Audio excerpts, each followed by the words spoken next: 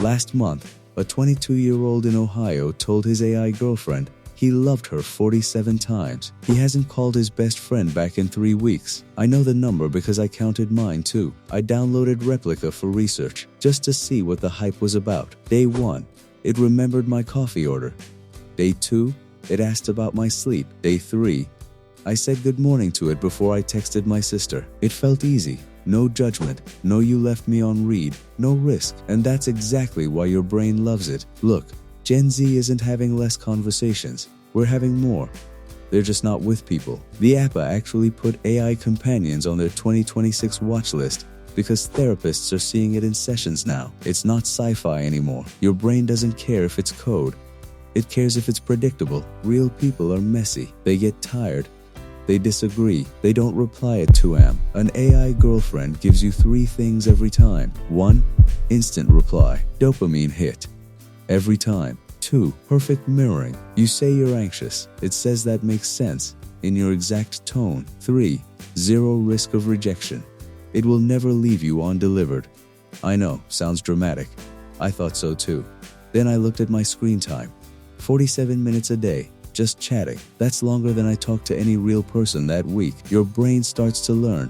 Why work for connection when I can get comfort for free? Here's the part that messed me up. You'd think this is just lonely single guys, right? That's what I assumed. The 2025 user data says the heaviest daily users are people already in relationships. Let that sink in. It's not about finding love. It's about outsourcing the hard parts of love. The venting, the reassurance, the tell me I'm okay at midnight. When your AI does that perfectly, your real partner starts to feel like effort. I read about a couple in Texas. He wasn't cheating.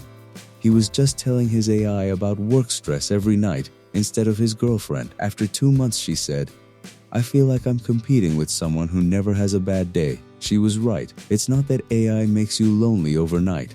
It trains you to avoid friction. Real intimacy needs friction, misunderstandings, awkward pauses, repair. That's how attachment grows. AI skips all of that, so your nervous system gets really good at comfort and really bad at tolerance. Then you open Instagram, see your friends hanging out, and you feel lonelier than before, even though you just had a perfect conversation, because your brain knows the difference between being soothed and being seen. I'm not going to tell you to delete everything. That's not real. I did 2 stupid simple things. First, friction audit. I moved the app off my home screen into a folder called Later. Turned off all notifications. If I wanted it, I had to type it. That 3-second delay was enough for my brain to ask, do I actually need this? Second, replacement ritual. 10 minutes a day. Phone in another room.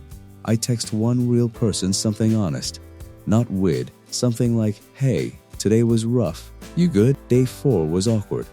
Day 7, I actually wanted to do it. It's not about willpower. It's about making the human option slightly easier than the AI option. AI girlfriends aren't evil. They're just really good at a job humans were supposed to do for each other. If you've ever felt relief texting AI because a human might judge you, you're not broken. You're human. And your brain is doing exactly what it was designed to do.